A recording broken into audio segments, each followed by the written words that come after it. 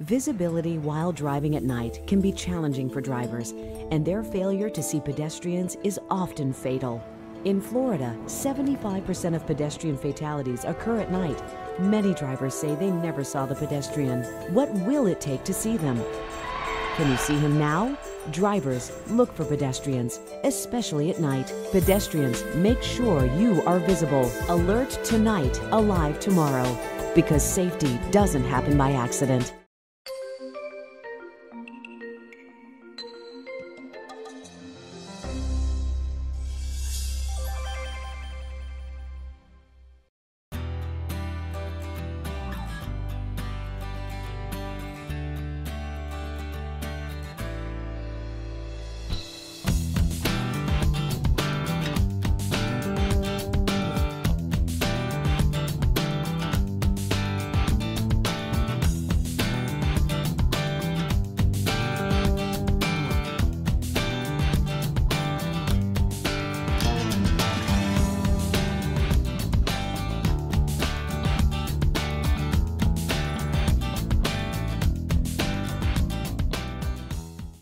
Here at Gilbert McQueen Park to cut the ribbon on this beautiful new playground that looks so fantastic. The kids have already been enjoying it, and today is the last day of Blast History Month, so it's an opportunity to remember Gilbert McQueen, for who this park is named for. Private Gilbert Demopoulos McQueen was killed in action in the Korean War on June the 3rd, 1951. He was a member of the 24th Infantry Regiment, 25th Infantry Division of the Army, and this park honors his name and his legacy, and we want to remember what he gave to this community. Our shared dream is to be a place that celebrates rich history, where learning, laughter, and entertainment come together. A destination where memories and new friends are made. A destination where local flavor and eclectic cuisine meet, and where culture and community connect. Ideas are created and reimagined. We are rising, bigger and bolder. We invite you to discover your urban in downtown Orlando.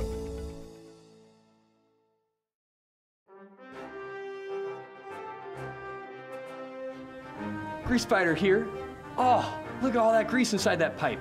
You can keep it out of that pipe by keeping the peace and recycling your grease.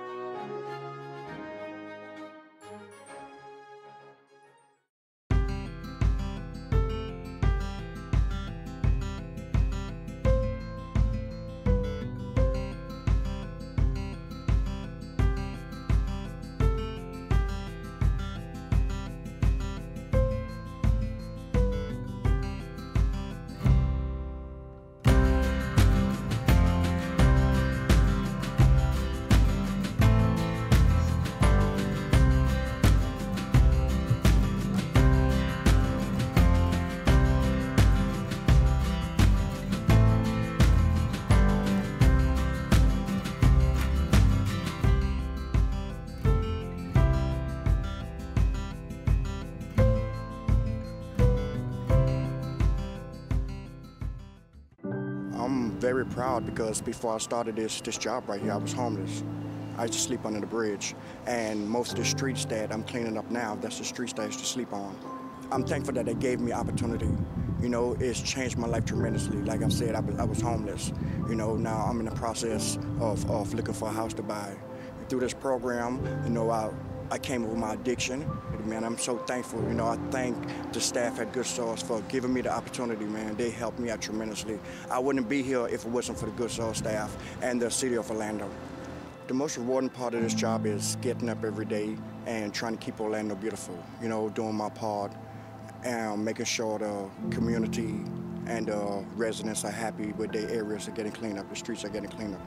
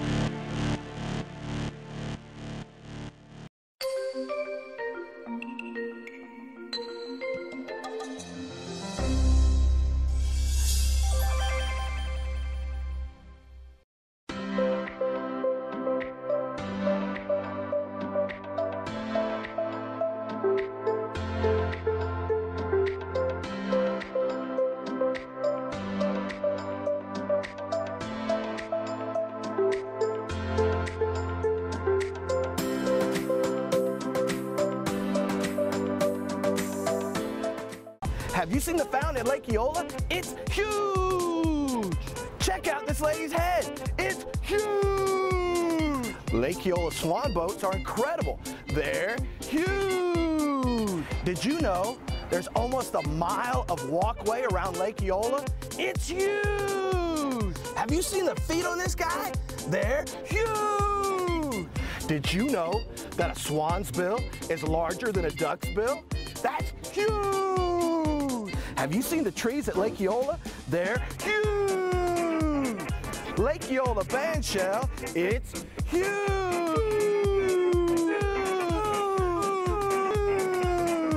Visit Lake Eola. It's huge. Have you seen the head on this guy? It's little. It's not really that big. Let's see. What? Oh no! Flushable wipes! Trash it! Don't splash it!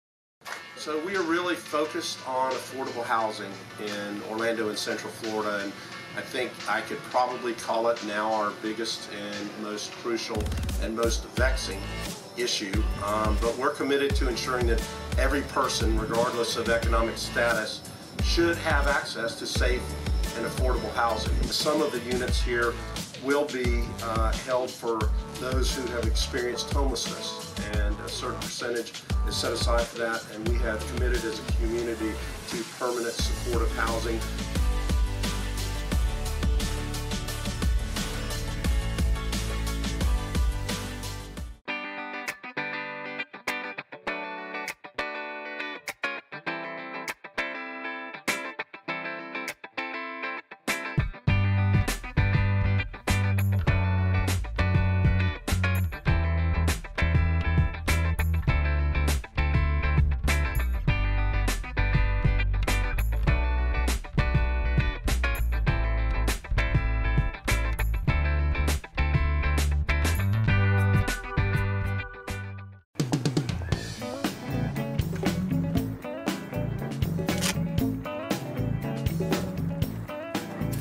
I've been waiting for this for weeks. I gotta tell you, I am so ready to do this. I even have the bed ready. What? So when you get home, we can get really dirty. Gotta go. Hey, here you go. With all this compost, we're gonna have the best plants in the neighborhood.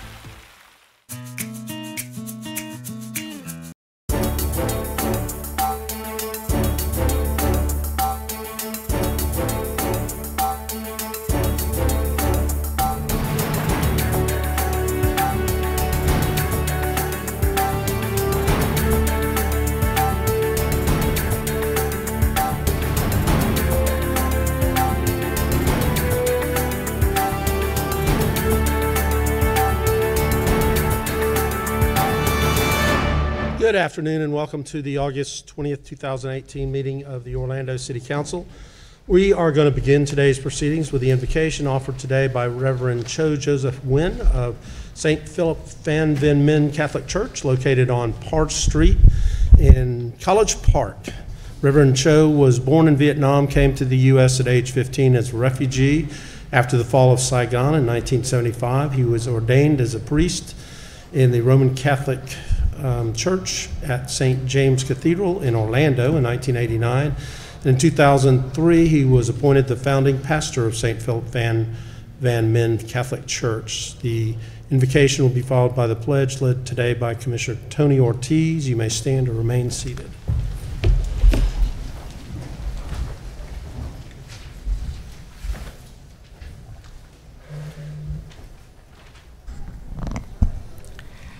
Let us bow our heads and pray. Lord, Holy Father, Almighty and eternal God, it is truly right and just always to give you thanks. Thank you on behalf of all who are gathered here today. Thank you for your many and abundant blessings. Thank you for life itself, for the measure of health we need to fulfill our callings, for sustenance and for friendship. Thank you for the ability to be involved in useful work and for the honor of bearing appropriate responsibilities. Thank you for the freedom we are now enjoying. You form human in your own image and set humanity over the whole world in all its wonders, to rule in your name and forever praise you in your mighty works. Therefore, we pray for our mayor and for the various levels of city officials, and in particular for this assembly. Graciously grant them wisdom to govern, a sense of welfare and true needs of our people, a keen thirst for justice and for truth, the ability to work together in harmony, personal peace in their lives, and joy in their task. Holy God, renew us with the strength of your presence and the joy of helping to build a community worthy of the human person. Impart your wisdom upon our activities so that our affairs might reach a successful conclusion. We ask these things in your holy name. Amen. Amen. I pledge allegiance to the flag of the United States of America and to the republic for which it stands, one nation, under God, indivisible, with liberty and justice for all.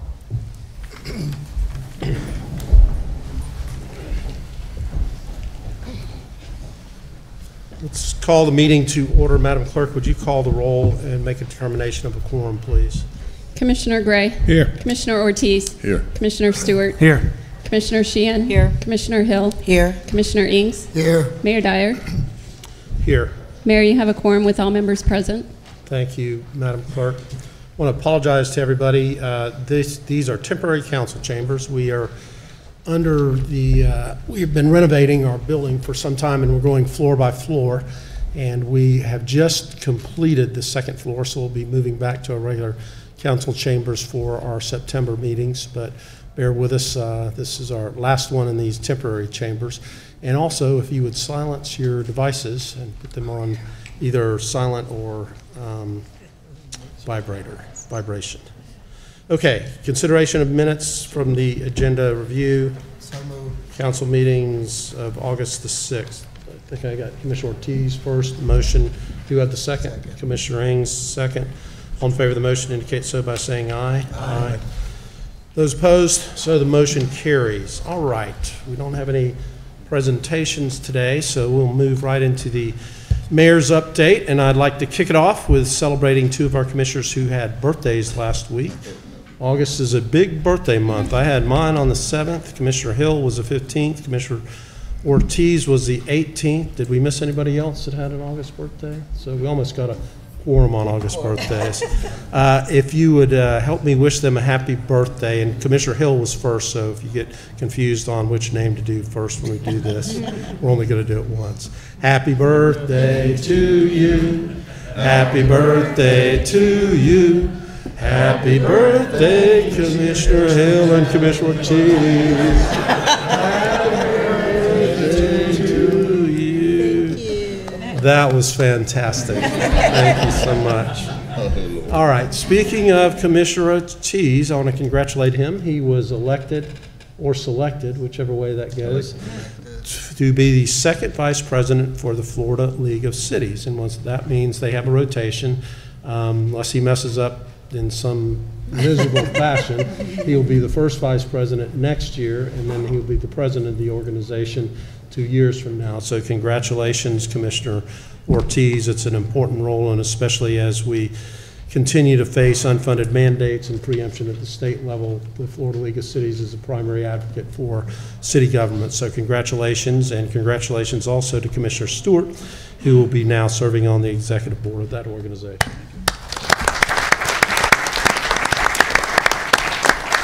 And if that weren't enough, Kyle Shepard, our Chief Assistant City Attorney, was named President of the Florida Municipal Attorneys Association and will serve a year. How about that? Congratulations. Okay, today is a really meeting packed with a lot of great items. Sometimes we're dealing with items that are not so great, but today I want to first take note of item B6, which relates to our long-term disability insurance, and it's a great example of our city staff being responsible stewards in achieving a large amount of savings, and that usually goes under the radar. So I want to thank Deborah Gerard, Anna Palenzuela, Jessica Mason, and Wes Powell for their hard work on that issue. Thank you, guys. On our MPB minutes, there's another item that I'd like to take note of, and that is our opportunity to move forward on the construction of our new Harriet's Orlando Ballet Center in Lock Haven Cultural Park. It'll be a new state-of-the-art building that continues to have gathering space for our community and memorializes the long history of dance at the Lock Haven Community Center. I know Commissioner Stewart probably had the first dance of his young teenage career right in that center, and I want to thank him for his leadership and involvement on this issue. I know. I was dancing at the community center down in Kissimmee, not in College Park. I know there are members of the ballet that are here. Would you stand and be recognized?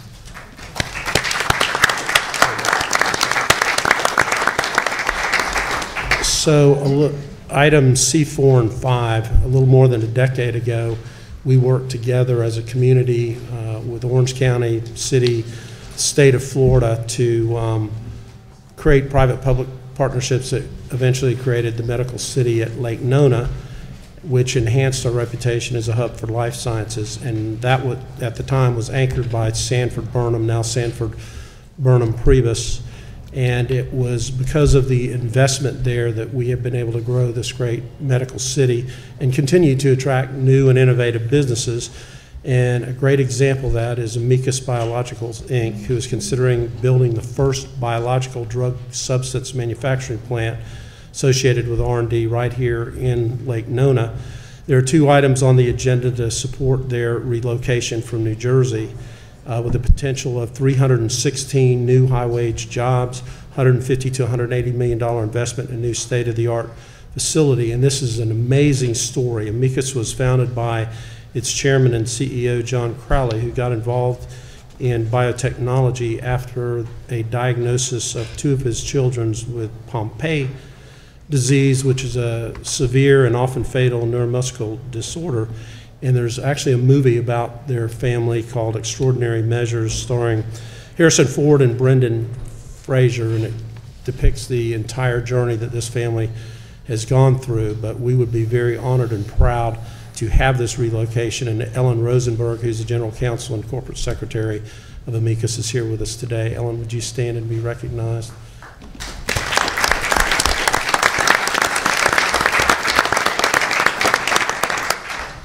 And filling a lot of chairs today are people from the University of Central Florida, which has another item on new business, which we'll discuss in great detail, but we'll be discussing the future of the building that currently houses Sanford Burnham. And UCF has put together a great proposal plan for the continued use and building on the innovation at the Medical City. So UCF's President Dale Whitaker and Dean of the Medical School Deborah German, along with cast of about at least 10 or so from UCF are here, and we welcome you, and we will have further discussions when we get to new business.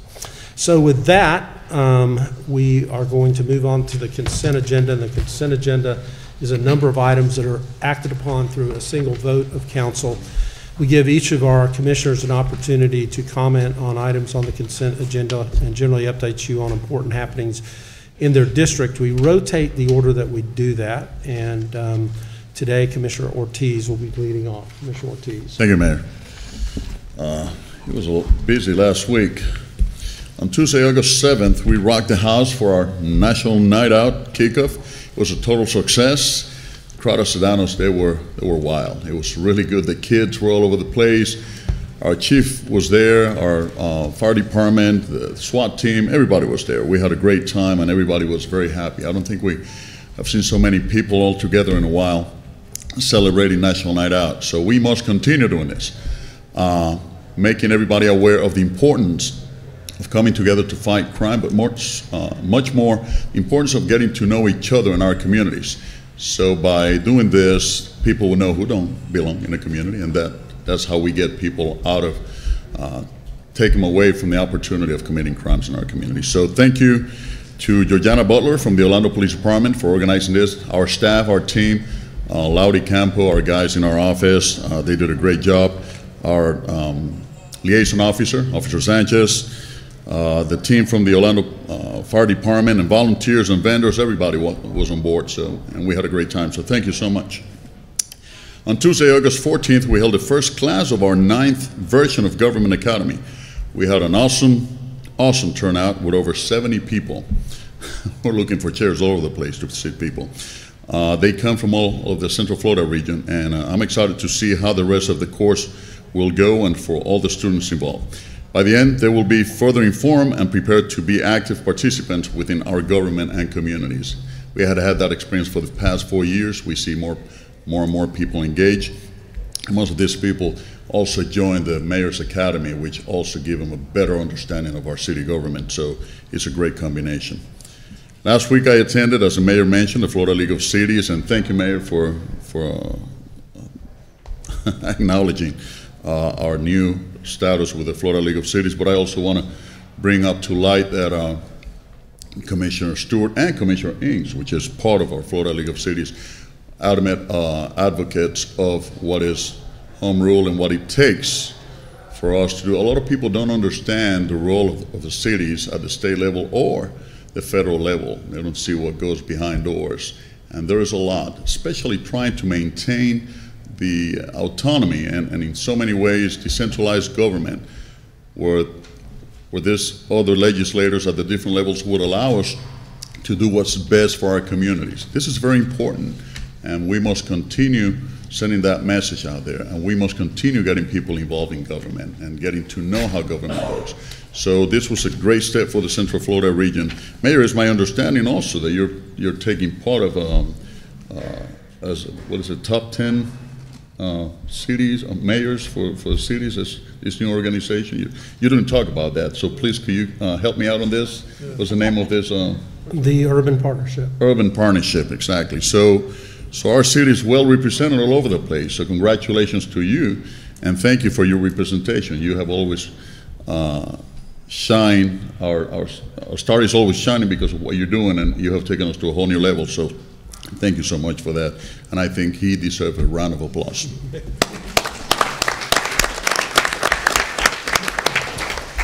And last but not least, I want to invite all of you to come to Park of the Americas this Thursday, August 23rd, from 6 p.m. to 7:30. We're hosting our Dog Walker Watch Yappy Hour, which is another part of the National Night Out initiative.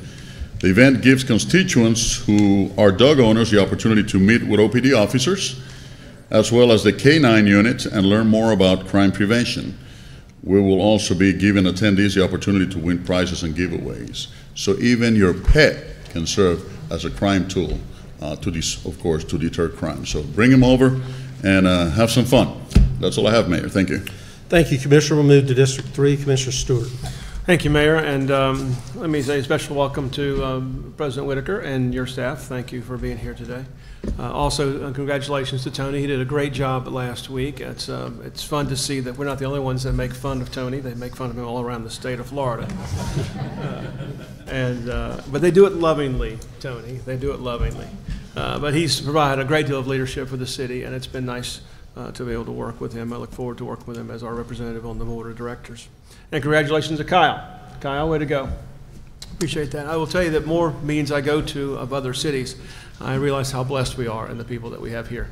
And I appreciate that. That comes from your leadership, Mayor, and from the great people that you have. So thank you very much. A couple quick announcements. The Manila Museum has begun a fun activity called Toddlers Tuesdays. It's from 11 to 1 on Tuesdays. Join us for a story and activity geared at children ages from 2 to 5. It teaches art and art appreciation. So you can go to the manilamuseum.org for details. Coming up this weekend, I think Dave Arnott will remind me often, the Battle of College Park football game is this Friday night. Edgewater versus Bishop Moore. It's hard for me to even say Bishop Moore, just as a graduate of Edgewater. That game's this weekend. If you get a chance, come over early. We're going to have a little gathering time over at the tap room about 5:30 before the game. This year's game is over at Edgewater. We'll all gather there, the bands and cheerleaders, and we'll walk over to Edgewater High School. It'll be a lot of fun. So if you get a chance, come join us. It'll be a good time. And they're fighting for the Commissioner's Trophy, which has unfortunately been in the hands of Bishop Moore for the last 4 years. So if I don't win this year, I'm just going to steal it. Oh, I'm sorry. That was my outside voice again. I always forget that. We're looking for more crossing guards. We're short on crossing guards. I've been trying to fill those positions. If you need some, if you're looking for help, please let us know. You get in touch with my office or get in touch with OPD. And then there's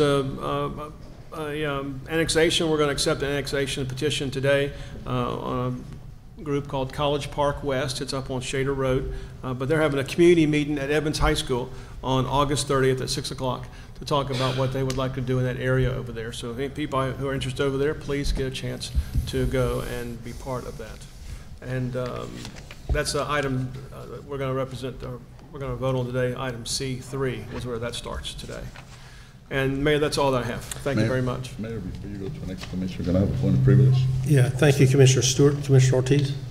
I'm sorry, Anna, I have to come back, but I could not allow the mayor to go on without me first thanking. There's 3 people that were crucial in these elections down in South Florida, and I must definitely name them as Miss Kathy Russell. I don't know if she's here with us. She did a tremendous job representing us down at the convention.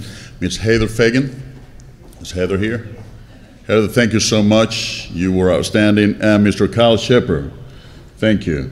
Thank you so much for helping us out, along, as I said before, with my commissioner, Laudy Campo, my aide, Commissioner, you, and the 2 commissioners, and your wife. And that's it. Thank you. Thank you, Commissioner. Commissioner Sheehan. Okay, thank you, Mayor. And we got a lot of exciting news from my alma mater, UCF, today, so glad to see you all here today. On the agenda today also, we have the high visibility enforcement contract for pedestrian and bike safety. And Chief, I really need some help because this week was back to school and it was a lot of scrambling. I want to thank the Orlando Police Department because unfortunately there was not a lot of coordination between Orange County Public Schools, and there were a lot of crossings that we needed taken care of. But I still have a very dangerous crossing at Hargill and Crystal Lake. There's some pedestrian improvements that have not been made yet, and they're waiting, and I don't want a kid killed walking across Crystal Lake. So we've got to do something about that one, but I want to thank OPD for all the assistance. Again, we've gone through K through 8 schools throughout the downtown, but unfortunately we didn't all of those loose ends were not tied up in terms of making sure that children could get to school safely. I want to thank OPD for being very responsive in that regard, and also our transportation engineering folks, but I still have that one very dangerous crossing that we need to deal with. And in the interest of time, that's all I have, Mayor. Thank you. Thank you, Commissioner Sheehan. We'll move to Commissioner Hill. Thank you. Good afternoon. On Friday, August 10th, I had the pleasure, along with Mayor Dyer and Walter Hawkins, and thank you to Orrin Henry. We, along with the Orange Blossom Healthcare Clinic, broke ground on I think it's probably about 32,000 square feet of healthcare and wellness. There they will be having pediatric services, dental services, optometry, primary medicine, and a pharmacy. And what's so great about this particular project there in the Ivy Lane corridor, there's no healthcare facility of any sort almost within a 5-mile radius. And not will they only be giving out affordable health care, they'll also be giving free health care out. And that's to anybody that come. No one will be turned around when it comes to health care services. Right in that area, there is a disparity where most of the residents there make less than $12,000 a year. So this is really important to the seniors and youth that reside in that corridor. So thank you, Council and Mayor, for your support in these efforts. We've been working on it for about 2.5 years. We gave Orlando Healthcare for the Homeless $850,000 to acquire that property. We broke ground on the 10th, and right now they have the foundation up and all 4 walls. So they are rocking and rolling over there. So I'm very thankful about that. And on August 16th, I was able, in the same vein, to attend a all-new 24-hour fitness facility there in the Metro West Carver Shores corridor on Kirkman and Raleigh, which is another area where health and wellness is now our major focus. At that facility, they have spinning classes, cardio classes. They have a opportunity for our youth to even go into that facility now to start learning about health and wellness, nutrition, exercise. There's a pool. They're offering free membership to all the residents there in District 6 and District 5 Carver Shores, and they're subsidizing some of the memberships costs. So this is a facility for the college students over at Valencia and for all those in that corridor. Last night I was able to, along with Commissioner Ings, attend the Steinway Pianos, Divas and Dudes? Okay. I don't have my glasses on. No, I'm just kidding. Dudes and Divas. And through the mayor's leadership, I think they said about 10 years ago, Mayor, you had a fundraiser where you and the Friends of Buddy raised almost $800,000 to implement piano lessons for the youth there in the Paramore corridor. And now over 5,000 kids have learned how to play the piano, have mastered, some have gone off to college. It has expanded from PKZ to the ACE School, to the Shiloh Baptist Church, New Image Youth Center, the Callahan Center. Now over in your frontline outreach, I'm not trying to steal your thunder, I'll let you tell them about District 6. But last night I committed to making sure that there were piano classes there at the Orange Center Elementary School, where LIFT has been assisting with making sure that youth have opportunities in that district. Speaking of Orange Center, you know, Orange Center, that corridor coincides with District 5 and District 6. And through the support of Mayor Dyer and Council, revitalization and redevelopment is really, really important and one of our major focuses, especially when it comes to health and wellness and affordable housing in that area. So on August 23rd, from 6 to 7:30 p.m., staff will be going out to Mount Sinai Seventh-day Adventist Church, and we'll be talking about what do the community want to see in that area. Orange Center is District 6, but the homes that encroach that area, District 5. So we're working in unity to make sure that the residents there see, I would hope, some mixed-use development there at that site. We'll be demoing. I've seen the cranes out already, and no one has jumped in front of one of them. It has been a dilapidated strip, and now we're revitalizing that. So on February the 7th, 2018, there at Tinkerfield, from 6 to 8:30, I will be joining OPD and Chief Mina and Chief Williams in a host of residents throughout downtown District 5 and the west side of District 5, where we'll be having fun, entertainment, talking about public safety, safe public awareness, and how they can be a part of our neighborhood watch over there in that West Lakes area. And all it's invited. And last but not least, back to health and wellness, Dr. Sherman.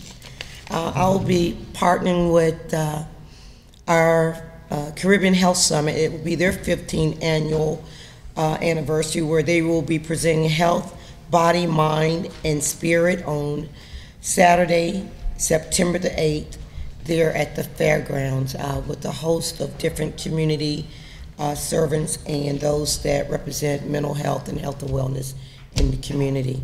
We do know that in order to have a beautiful Orlando and build beautiful communities, that those that might not have access to proper health resources, that is instrumental to make sure we build them from a health component while we're building homes, building people also. And with that being said, that's all that's happening in District 5.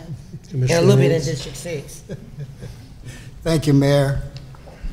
Mayor, Council, I just want us to recognize and pay a little homage to the Franklin family on the loss of Aretha Franklin, the Queen of Soul, who passed away Thursday, August the 16th of this year. She was 76 years old when she passed away, and she was battling pancreatic cancer. She received her title of Queen of Soul in the 1960s, and in 1987 she became the first woman ever to be inducted into the Rock and Roll Hall of Fame. Miss Aretha Franklin sung at 3 inaugurations of 3 U.S. presidents, President Carter, President Clinton, and President Obama. And the public viewing will be held Tuesday, August the 28th, and Wednesday, August the 29th, at the Charles H. Wright African American History Museum in Detroit, Michigan. And this will be from 9 a.m. to 9 p.m. She would be in open viewing. And this is going to be on August, the funeral is actually going to be August the 31st at Greater Grace Church there. Bishop Charles Ellis is the pastor. This is the same church that Rosa Parks' funeral was held at Greater Grace. And this is a church that June and I often visit when we go back to Detroit, specifically to bring in the new year. It's been at Greater Grace.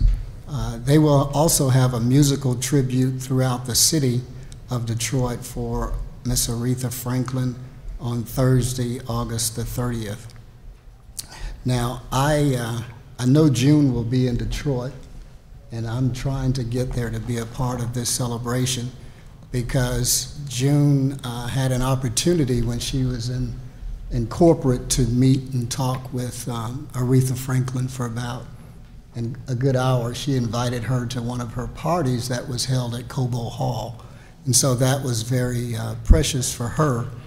And then June and I had an opportunity to visit Aretha's father's church a couple of times, where Aretha Franklin actually gave free concerts to the public and then after the concert fed them some fish and spaghetti. So we had some great times in enjoying that. And Aretha sat in the church as if she was a regular church member sitting on the pew.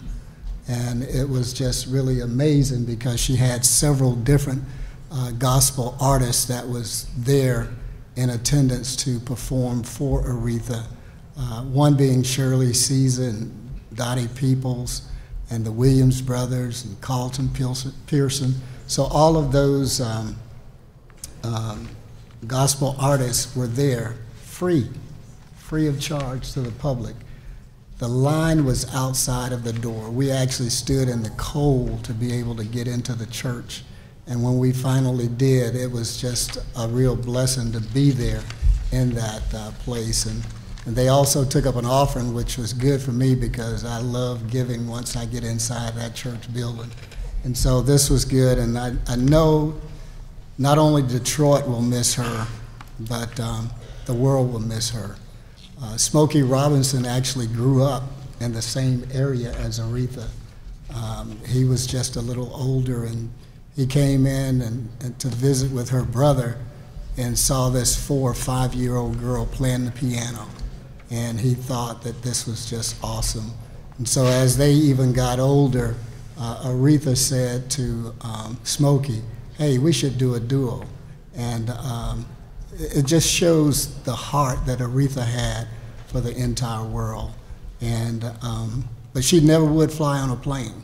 She never would fly on a plane. And that was amazing. She'd take the train or bus or limo to get where she needed to go, but she never would fly on a plane. So we really give our respects and honor to Aretha Franklin. She's certainly going to be missed. Her voice just carried throughout decades. And so even when we look at the artists today, Aretha's voice still stands tall. And in reference to the divas with the Steinway Society of Central Florida, Gary Grimes and Kathy Grimes put on this show every year to raise funds to educate and teach children how to play the piano. So they look for sponsors all the times, and so many of the community really step in to really help with this particular effort because I've supplied some pianos at several different little schools, and also was on hand when he brought in the program to Eccleston Elementary School, and all of the kids were there, and they talked from the history of piano to these little elementary school kids, so I was learning a lot. But this is something that's very good for our community because the kids even talk about their grades and how their grades improve just from taking the piano. And we know what arts does for the community, what it does for our individuals, and that's why we try to get our youth involved so much. Bob Fryer, Fox 35, was on hand to bring on and introduce Michael Andrew, who is the band leader and performer, and he was in concert along with the Divas. The Divas being Miss Jacqueline Jones, Michelle Amato, and Susie Park. And then we also had the Michael Kramer Band there. So this was a great event there at the Orlando Museum of Art. And many people in the community, and Mayor Dyer, former Congressman Micah, John Micah said hello to you. He was there at the event. And so everybody is still speaking good about you, so that's very positive. But on Saturday, August the 11th, I held my District 6 Crime Prevention Walk and Back to School event, and that crime prevention walk began at the Washington Shore Shopping Center on Columbia Street and ended at the Dr. James R. Smith Center. So it was a great time. Many of the young people were marching with us. They held placards against crime. Their parents were also on hand, and Officer Landon Thomas, my police liaison officer, gave a presentation on crime prevention information. Some of his topics included bullying, stranger danger, misuse of social media, and also talked about law enforcement. So we had a smaller crowd this year, and I think it was because it was so close to the opening of school. And normally we have our book bag giveaway 2 weeks prior to, but this was a weekend prior to the start of school. So we had about 200 children there that received book bags, and we also dispersed book bags to some of the local schools that were in the area, including some of the local charter schools too, because we got some support from them as well. There was entertainment and box lunches for everybody from Firehouse Subs, and that was just really great. And then on Tuesday, August the 14th, I co-sponsored with Representative Bruce Anton for the annual community job fair that we did. And this was very successful. There were about 300 persons in attendance, and 109 of those took advantage of the seal and expungement workshop. As a matter of fact, the line was outside of the door at the Smith Center. There were 39 employers there who also participated in the job fair, and they loved being there. And then on Wednesday, August the 15th, I attended the Tong Zhao luncheon delegation with Secretary Zhang Ronzhen and 4 others from representatives of China. And this was hosted by John McReynolds and Universal Studios. They being Secretary Zhen, were looking at the infrastructure of the parks and also the city of Orlando and what we had to offer. There also in attendance was the CAO Byron Brooks and our chief planner Dean Grandin and Billy Hathaway and Tim Johnson and F.J. Flynn. And also June, my wife, was there in attendance too. But this was a great event.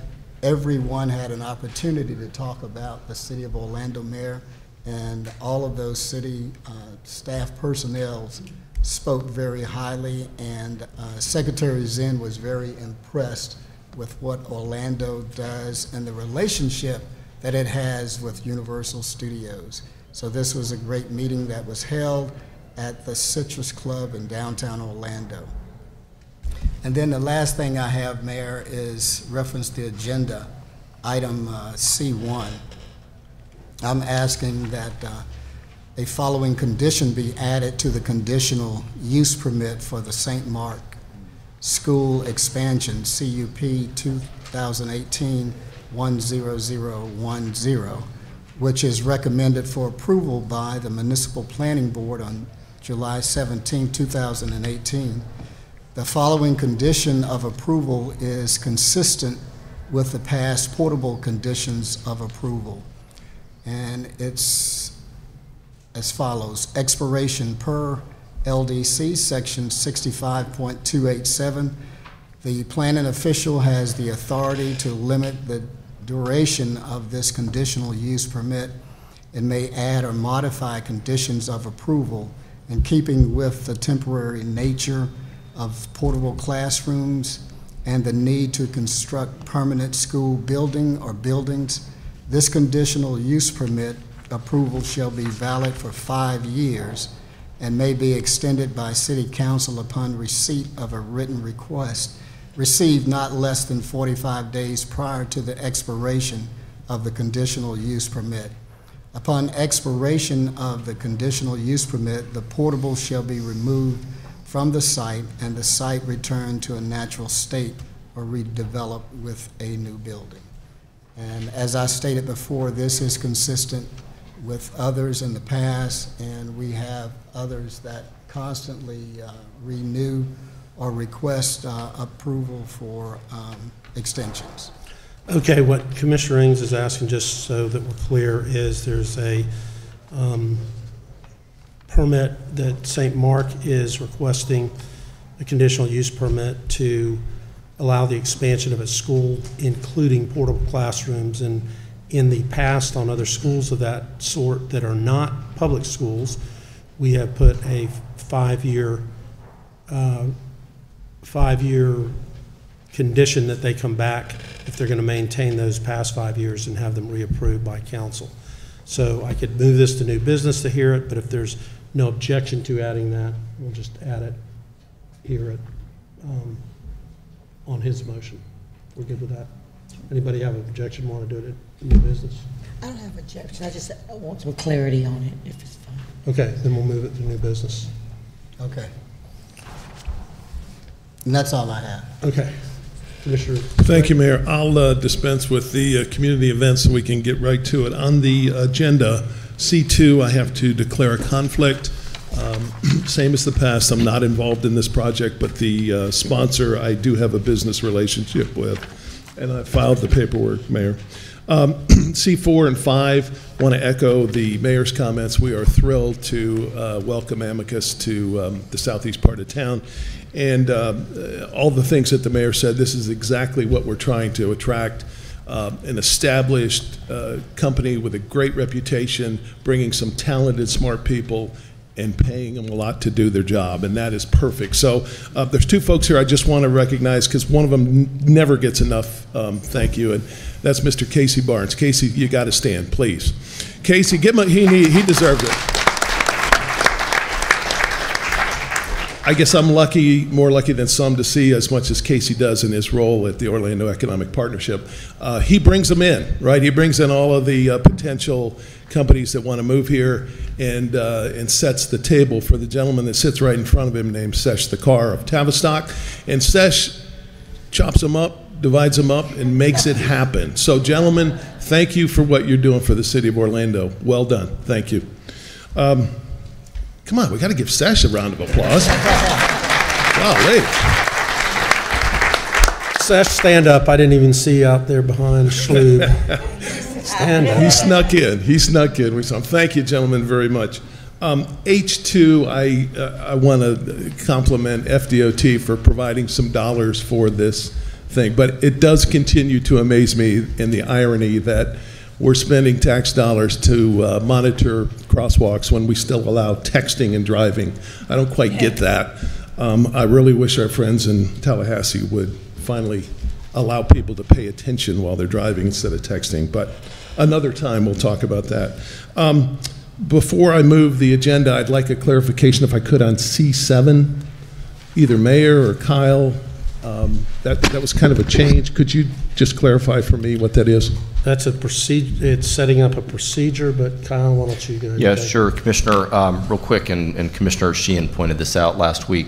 We've updated that hearing management order to make clear what we were trying to achieve there is that this particular project is going through two different development review processes right now. One in front of the MPB, which has already happened, and there's a quasi-judicial hearing that has been invoked for that one.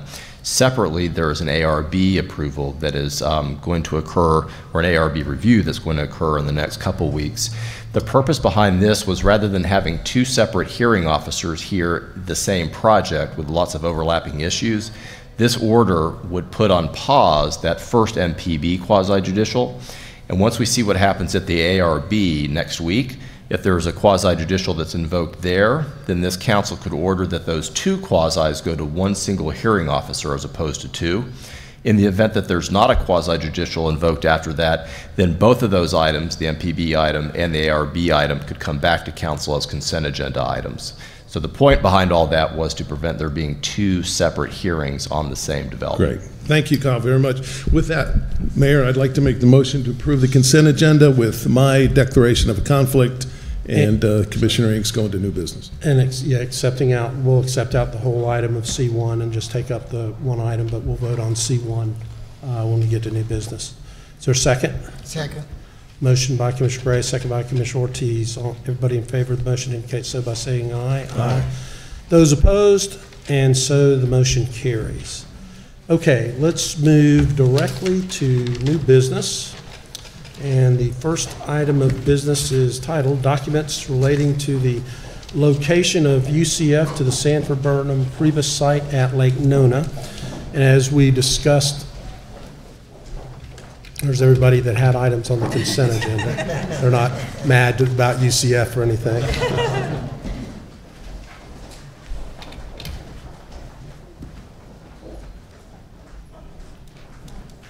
Okay, as we discussed earlier, the medical city continues to grow and attract innovative businesses in bioscience and research, and helps us do what we all talk about, which is diversify our economy. And the success that we're seeing today comes as a result of investments that were made even decades ago, prior to anybody on here being on this board.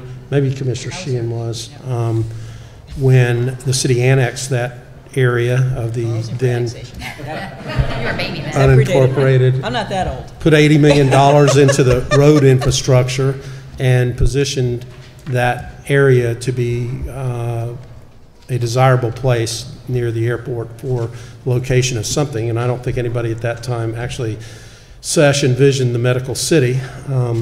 Joe and Session, that crew came along a little later and put together a plan that was able to attract Sanford Burnham, the Moores, the UCF College of Medicine, VA Hospital, University of Florida Research Center, Johnson & Johnson Performance Institute, Guidewell Innovation Center, Amicus today. So the list goes on, and it was so beneficial to us during the course of the recession.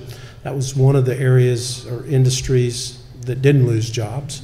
And it positioned our community better than I think most communities in the country to come steaming out of the recession. And we've led the country in growth and job growth, have been in the top 3 the last 40 years or so. And Sanford Burnham was one of the organizations that I think served as a catalyst, and it was a key player in the success story. If we didn't get Sanford Burnham, I'm not sure that the rest of all of that would have followed, but it certainly gave us an international stage among research, brought research funding here. So I, for one, want to thank Sanford Burnham Priebus for their investment and their impact on what we have grown and continue to grow. They have now been able to reach out in partnership with UCF to allow UCF to take over those operations. And sometimes I think when you have an issue that looks a little difficult, sometimes you're able to make something even better out of that, and I think that's what we're able to do today. The UCF intends to build on the work that was done there with the UCF Lake Nona Cancer Center. It'll be a one-stop comprehensive center that will provide cutting-edge treatment for patients, as well as clinical trials, and have dedicated researchers to help us one day conquer cancer forever. I'm very excited about this. It continues the partnership and collaboration that we have enjoyed with UCF and certainly Tavistock in that area. I want to again recognize Dale Whitaker, our brand new UCF president, Deborah German, our not as new dean, but equally well liked dean of the College of Medicine. And I know we're going to hear from at least the president, but we're going to start off with Brooke today. Thank you very much, Mayor and Commissioners. I stood before you 12 years ago to talk about the original Sanford Burnham deal, and at the time it was the Burnham Institute, and now it is in fact Sanford Burnham Priebus. And I believed in that project at that time just as much as I believe in where we're at today and how we're moving this project forward. So real quickly, I wanted to just give you a quick highlights on the Sanford Burnham project. As you're aware, they're a nonprofit medical research institution focused on conducting research in a number of areas, including cancer, neuroscience, immunity, and disorders of metabolism. And in 2006, Sanford Burnham announced plans to establish an East Coast headquarters. And the city of Orlando, along with a number of other communities, competed for that project. We were very fortunate that we had as collaborative of an opportunity then as we do today, in that a number of partners stepped up to help make that project a reality. The state of Florida, as well as the city of Orlando, Orange County, and Tavistock. In addition to this list, there are a number of other partners, including UCF. And I think UCF's total, Dr. Whitaker, was in the $18 million range. And so it truly was a community and continues to be a collaborative effort. We did that project not just because of Sanford Burnham, but what we believed we could create through the establishment of a life science cluster. If you think back to 2006, that time frame, we knew the UCF Medical School was coming, and Sanford Burnham was the next step in moving that cluster forward. These are some images that I was able to steal from Tavistock, thank you, Sash, which show just kind of the timeline of progression, and it's pretty impressive. In particular, in just 10 years, Medical City at Lake Nona has become home to some of the nation's top hospitals, universities, research institutions, as well as health and biomedical companies, including Sanford Burnham and UCF Health Sciences Campus, the Orlando Veterans Affairs Medical Center and Simlern Center, Nemours Children's Hospital, University of Florida Research and Academic Center, Guidewell Innovation Center, and the recently announced UCF HCA Adult Teaching Hospital. So as you can see, a lot has happened. And this is, again, these are some pictures of some of those facilities that have located out to Lake Nona. In regards to the transfer of the site, we, in 2016, Sanford Burnham announced their intent to locate their entire operation to their first facility in La Jolla, California. And I think it's important to recognize that the nonprofit life science research business is not easy. Entirely, mostly reliant, almost entirely, I guess, reliant on philanthropy as well as NIH funding. We heard, Orange County Board of County Commissioners heard proposals from both Florida Hospital as well as UCF for the reuse of this site, and Orange County chose to move forward with UCF. The funding partners, the original funding partners, Orange County, the City of Orlando, and Tavistock, through this process, we have shared and continue to share a common goal to enhance economic development and impact in the region through high-wage jobs, specifically in the research, education, and clinical care area, and to create new opportunities for collaboration within Medical City. UCF, under their proposal, will locate the UCF Comprehensive Cancer Research and Treatment Center to the site.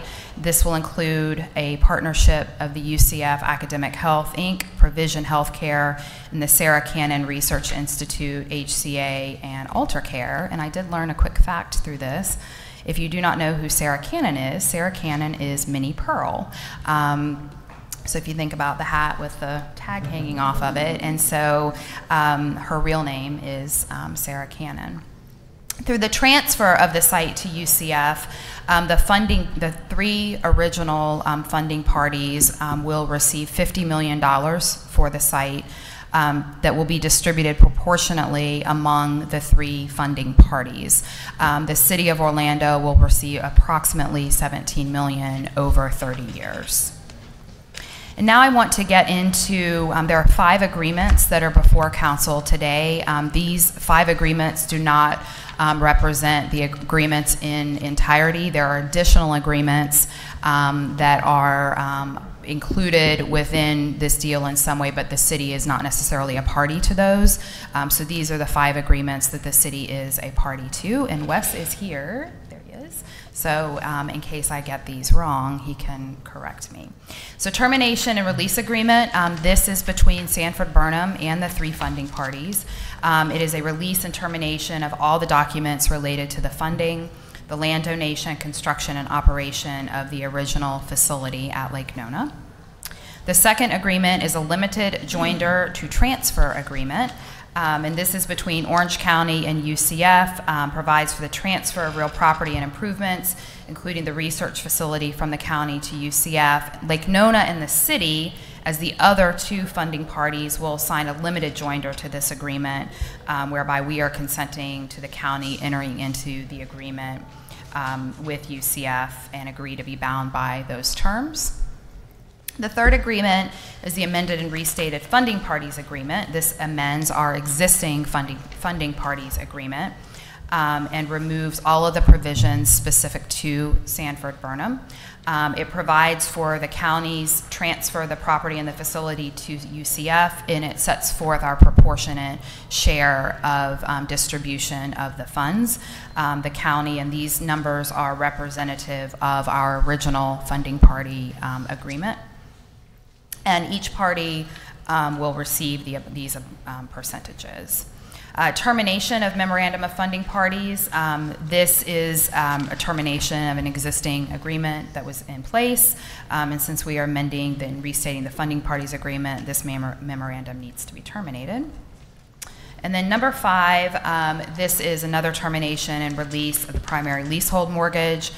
This will be signed by all the funding parties and recorded, terminating and releasing the existing Sanford Burnham mortgage. The mortgage was established in 2007 and as a security for Burnham's performance.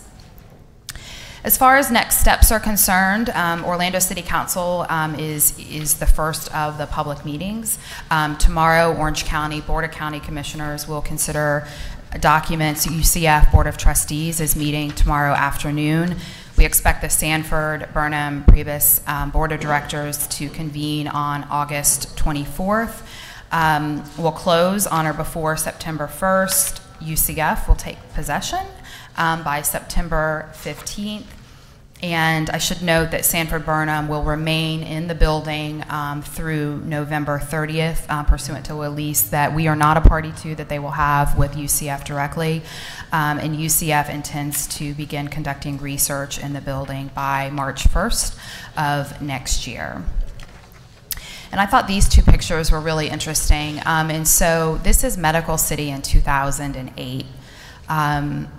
And there's not a lot going on in this picture other than you do see Sanford Burnham kind of at the bottom. It's hard to see there. And then you can also see a little bit up to the north, the UCF Med School, I believe. And then this is the same area in 2017. And so in this picture, you can't miss the Gator building because they put the Gator head on the roof.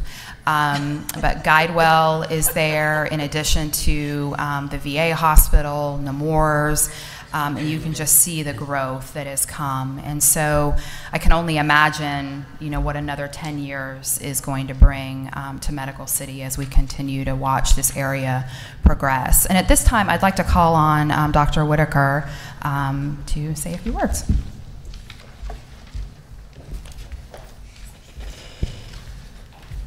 Thank you, Mayor, Commissioners, for having us here to speak today. And from my perspective, this is a really exciting opportunity. It's an opportunity to think into our future. And it's not really just an opportunity for UCF, but it's a critical opportunity for this region. As you know, the UCF Lake Nona Medical Center builds on the important work of Medical City's Life Sciences and Innovation Cluster, which was a concept that was originally made possible by many of you in this room. Mayor Dyer, like you said in the Sentinel article, bringing Sanford Burnham here did help lay the groundwork for what is nationally now known as Medical City. The proposal in front of you today builds on that success for 4 key reasons. The first and most important from my perspective is that it brings private and public partners and their investment into the community. And at the same time, it helps reimburse taxpayers for the incentives that were originally provided for the Sanford Burnham building. Secondly, it continues the economic growth that we promised when we built the College of Medicine, which has been nothing short of remarkable. It enables us to conduct advanced medical discovery, clinical trials, and patient care in one single location. Discovery, clinical trials, and patient care all in one location for Central Florida's families. It provides a valuable environment for training tomorrow's healthcare leaders. And lastly, UCF is trusted in the region. We will always be here. We will always be in this city. And we are committed to the Medical City vision, and we always will be. So ultimately, today is proof of the continued power of partnerships with the City of Orlando, Tavistock, and Orange County to serve our community. Earlier this year, I announced UCF's Academic Health Sciences Center that would bring together our College of Medicine, which you know well, our College of Nursing, and other health-related programs and research that leverages all of our strengths to create the 21st century's leading academic health science center for the way that health and wellness is done in this century. This UCF Lake Nona Cancer Center is a critical piece of that health sciences center. It continues in the spirit of innovation, discovery, and inquiry that's attracted so many people and so many companies from around the world to Medical City. So I want to end by thanking you for your foresight for investing in our future, in our collective future for Orlando's residents. I want to thank you and your staff, as well as our staff, who've worked so hard and so thoroughly and so carefully to make this deal possible today. And if you would indulge me just for a moment of reflection, today we begin our 50th year of offering classes. And when I think about that, that's really barely 2 generations. In those years of offering classes, collectively, together, we've had an incredible impact on this community. And if you think of the acceleration that has happened just in the last 10 years, what I like to think about is this is laying the groundwork in the first half of this institution's first century of many, many centuries in our future. And with that, Mayor, we would be happy to take any questions or answer any questions you may have. Thank you, Dale. Questions for either Brooke or for the President? Commissioner Ortiz. Thank you, Mayor. I just want to make a quick comment. Seeing that the Gators went and stamped their building like that, I would like to see every building of UCF in our city stamped with a big Pegasus, so they know who's the boss in town. Okay. Thank you for that recommendation. We might have to measure it and make ours a little bigger. I'm not sure the University of Florida actually asked permission for that. They might have asked, yeah, they might have asked for forgiveness, but not for permission, for sure. Let's enforce that immediately. Yeah, and I heard Sesh was up there painting when that occurred. Other questions or comments? And Commissioner Gray, do you have a motion? Yeah, I do. Before I make it, though, I do want to make a statement. First of all, well, let's put the motion on the table. I'll move to approve said item. Second. Motion by Commissioner Gray, second by Commissioner Ortiz. Discussion. Commissioner. I do. First of all, I want to congratulate UCF. I know you will be good stewards of that building and continue to grow the community. But Mayor, I've got to say this. This transaction had big implications, both past and future, and affected a lot of my neighbors, a lot of my constituents. And we attracted a lot of very talented people through the Sanford Burnham transaction. And for this transaction to be negotiated, and I have no reason to think it's not a good transaction, so please hear me. But for this to be negotiated without any discussion from the commissioner in that district, I'm very disappointed. So with that, again, don't misunderstand me. I'm thrilled you're getting the building. You deserve it. You'll do great. But it was a disappointment, Mayor, and I've got to say it. So with that, that's all I have. Noted, Commissioner. Further discussion? Commissioner Haynes. I'd like to say, because of Dr. Deborah German, this is where we are today. Yeah, and she's the first one with the medical school. She's had great vision, and this is a great opportunity for UCF, for the community, and I see nothing but great things happening out of this. And Dr. German, thank you for still being here with us. All right, that's all, man. Commissioner Sheehan. And I wasn't here for the annexation, but I was here to vote on all of these, on all these important investments that we made. And we got criticized a lot on this council.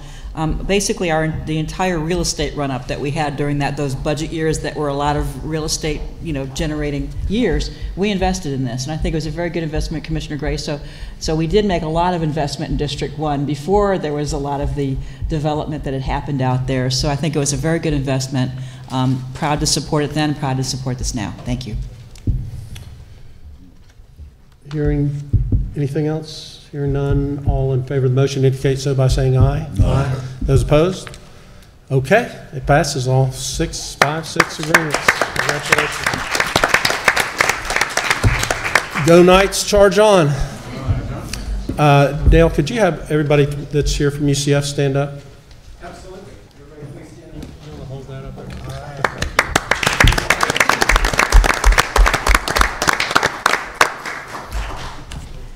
You guys don't have to stay for the rest.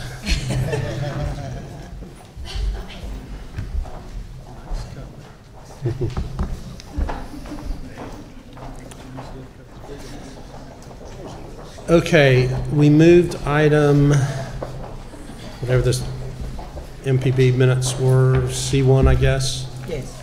Yes. We moved item C1 to new business, and that was for the purpose of amending which item? What's the specific item number on there, either Kyle or Commissioner Ings?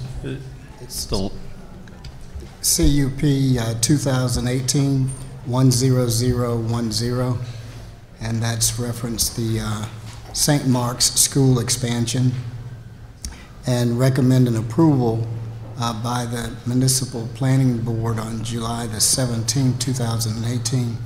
But this particular condition, because the condition with the Municipal Planning Board was an indefinite condition, and that's contrary to the way in which, and we may have Dean to come up and talk a little bit on this, but that's contrary to the way in which we do business here in the city of Orlando as it relates with portable buildings. And so that's why, as far as the expiration of 5 years, that's consistent with all of the others that, including Bishop Wiggins and his school there off of Goldwyn and Monte Carlo, Legends Academy. And so, Dean, if you would come and explain just a little bit more.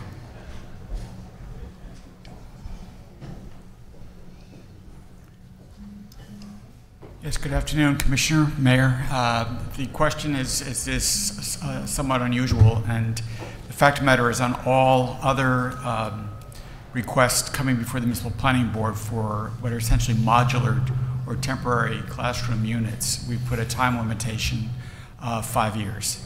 That's to ensure that we can reconsider. The intent is to replace those modulars with permanent structures, and after 5 years, technically, the project should come back to me and then to the City Council for an extension if needed. But the intent is to actually replace these with permanent structures over time. This was an error and an omission. We had not included it as part of the staff report, but the intent would be that it's the same as all the others that have come before the City Council.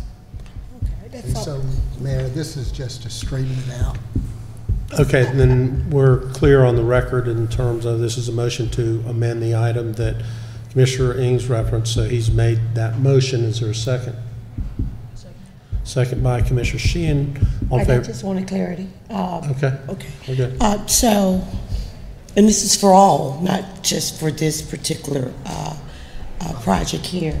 So after 5 years, we're going to make sure that everyone moving forward is going to come back and make sure they get an extension, or we decide that they build a structure. That is correct, Commissioner, and there may be 1 or 2 applications out there that are either close to or have just passed their 5-year mark.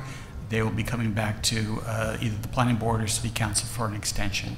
So we're not demanding that they build a structure, just get an extension and we go back. No, it's really meant to keep, I'm not going to call it a tight leash, but it's essentially to ensure that the intent of the approval is to get permanent school buildings on these sites rather than the temporary portables. Well, I guess what part of my concern is the fact that there are multiple charter schools or that's in the west side of Orlando that serve disadvantaged students but might not quite be ready or have the funding in place to build $1 million facility. So are we going to demand that once they come back after the 5 years that they have to seek funding or raise funding to build a structure, or are we going to consider their capacity to build or not and extend that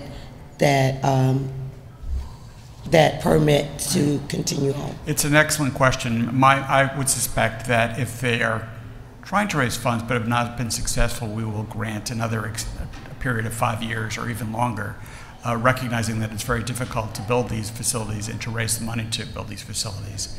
But again, the intent is to try to encourage the applicants to go forward and do what they can to replace these temporary structures with more permanent ones. All right, I guess we're repeating the phone. And Commissioner, just to be upfront on this particular issue related to schools, Kyle, could you explain our inability to impose this restriction on public schools? Yeah, Mayor, you're right. So just to be clear, we're, in this particular case, we're talking about a non-charter, non-public school, and so this type of restriction can be imposed. But just to be clear, there is a state statute, section 1013-33, that says that for public schools, the local governments may not approve or disapprove the placement of temporary or portable classroom facilities. So we are preempted from regulating the placement of temporary or portable classroom facilities for public schools, and that includes, we think, charter public schools, because they're to be treated like any other public school because they are a public school. But for private schools, we can impose something like this. I will tell you, though, that OCPS has in the past, in order to be good partners, has come to us and has applied for approval. So there may be situations where we have imposed that on a public school before because the school board has consented to it, but the state statute would actually technically preempt us from that for public schools. Okay, so this is on the amendment. Commissioner Ings made the motion. Commissioner Sheehan, the second. All in favor indicate so by saying aye. Aye. Those opposed? Okay, so then that brings us to accepting C1 as a whole with one item amended. Is there a motion on that? Motion by Commissioner Ings, second by Commissioner Sheehan. All in favor of the motion indicate so by saying aye. Aye. Those opposed, motion carries. All right, you guys want to do some ordinances? How about hearings, ordinances, second read, number 1? Ordinance 2018-46, an ordinance of the City Council of the City of Orlando, Florida, amending the Starwood Plan Development Zoning District, providing an amended land use plan for the plan development and a master sign plan, providing for additional conditions, providing for amendment of the city's official zoning map, providing for severability, correction of scrivener's error, permit disclaimer, and effective date. Move to adopt. Second. Motion by Commissioner Gray, second by Commissioner Ortiz. Is there anyone from the public that would like to testify on this matter? Discussion among commissioners. Hearing none, all in favor of the motion indicate so by saying aye. Aye. Those opposed, motion carries. Number 2. Ordinance 2018-45, an ordinance of the City Council of the City of Orlando, Florida, relating to zoning districts and uses, amending provisions of the Land Development Code to clarify district regulations and allowable use tables for congregate living facilities, public benefit uses, modifications to legally nonconforming buildings, and home occupations, and to update definitions, correct errors, and to provide consistent terminology, providing legislative findings, and for severability, codification, correction of scrivener's errors, and an effective date. Move to adopt. Motion by Commissioner Ings, second by Commissioner Sheehan. Is there anyone from the public who would like to testify on this matter? Discussion among commissioners. Hearing none, all in favor of the motion indicate so by saying aye. Aye. Those opposed, motion carries. Ordinances, first read, number 1. Ordinance 2018-47, an ordinance of the City Council of the City of Orlando, Florida, rezoning certain land generally located northwest of the intersection of Narcoossee Road and Boggy Creek Road and comprised of 10.9 acres of land, more or less, from AC-N/AN Neighborhood Activity Center with the Aircraft Noise Overlay District, Plan Development with the Aircraft Noise Overlay District, providing a development plan and special land development regulations of the Plan Development District, providing for severability, correction of scrivener's error, permit disclaimer, and effective date. Move to approve. Second. Motion by Commissioner Gray, second by Commissioner Ortiz. Is there anyone from the public that would like to testify relating to this matter? Discussion among commissioners. Hearing none, all in favor of the motion indicate so by saying aye. Aye. Those opposed, motion carries. And number 2. Ordinance 2018-48, an ordinance of the City of Orlando, Florida, granting a petition to expand the boundaries of the Randall Park Community Development District as initiated by the District's Board of Supervisors, amending ordinance number 2015-60 to expand the external boundaries of the Randall Park Community Development District, which is generally located at the southwest corner of the intersection of the Central Florida Greenway State Road 417 and the Beach Line State Road 528 in accordance with said petition, providing for severability, correction of scrivener's errors, and an effective date. Move to approve. Motion by Commissioner Gray, second by Commissioner Ortiz. Is there anyone from the public that would like to testify on this matter? Discussion among commissioners. Hearing none, all in favor of the motion indicate so by saying aye. Aye. Those opposed, motion carries. That concludes the official business of the Orlando City Council for today.